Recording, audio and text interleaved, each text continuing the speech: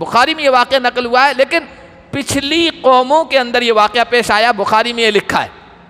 और दूसरी जो तारीख़ की सीरत की हमारी किताबें, उनमें लिखा कि हज़रत उमर रज़ी अल्लाह ताला अन्हु के ज़माने में ये वाक़या पेश आया। हो सकता है उस वक्त भी पेश आया हो और हमारे ज़माने में भी, हज़रत उमर के ज़माने में भी पेश आया हो। वाक़या ये पेश आया कि एक आदमी ने अपनी ज़मीन बेची, दूसरे ने ख़रीदी।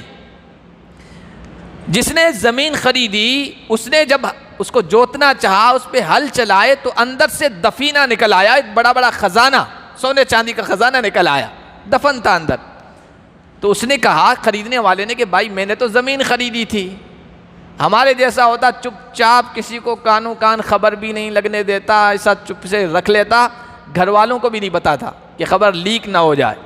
उसने कहा मैंने ज़मीन ख़रीदी थी, ये दफीना तो नहीं ख़रीदा था, ये तो उस ज़मीन के मालिक का है। उसको बुलाया, कहा भाई मैंने तुमसे ज़मीन ख़रीदी थी, ज़मीन के अंदर एक ख़जाना निकल आया है, इसकी कीमत मैंने नहीं दी थी, ये नहीं ख़रीदा था, ये तुम्हारा है, ले जाओ। तो ज़मीन का मालिक कह रहा है कि भाई जब मैंने सौदा किया था तो यही नीयत थी कि ज़मीन और ज़मीन के अंदर का जो भी फ़ायदा निकलेगा वो सब तुम्हारा है, ख़रीदने वाले का है, ये मेरा नहीं है। वो कह रहा है तुम्हारा है, वो कह रहा नहीं मेरा नहीं तुम्हारा है। अब मामला सुलझ नहीं रहा है।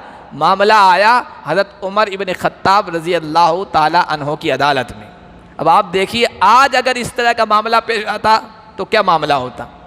आज तो ये होता है ना, हम क्या कहते हैं, थोड़ा सा मामूली सा हक़ है, मैं अपना हक़ लेके रहूँगा, दूसरा कहता है मैं खून का आखिरी कतरा बहा दूँगा लेकिन अपना हक़ नहीं छोड़ूँगा।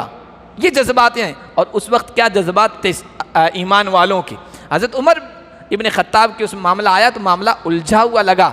उनके काजी थे, जज थे हज़रत उबई इब्न काब, उनके यहाँ सुपुर्द कर दिया उनको। हज़रत उबई इब्न काब ने सारा मामला सुना, देखा और उसके बाद एक से कहा भाई तुम ले लो, कहा कि मेरा है ही नहीं तो मैं कैसे लूँ। दूसरे से कहा तुम ले लो रख लो, कहा कि मेरा है नहीं तो मैं कैसे रखूँ।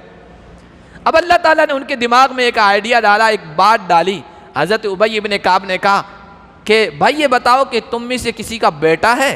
तो एक ने कहा मेरा नौजवान बेटा है। दूसरे से कहा तुम्हारे क्या औलाद है, कहा मेरी एक नौजवान बेटी है। तो कहा अच्छा ऐसा करो, तुम्हारे अपने एक बेटे बेटी के आपस में शादी करवा दो और ये ख़जाना उन दोनों के हवाले कर दो, इस तरह मामला हल कर दो।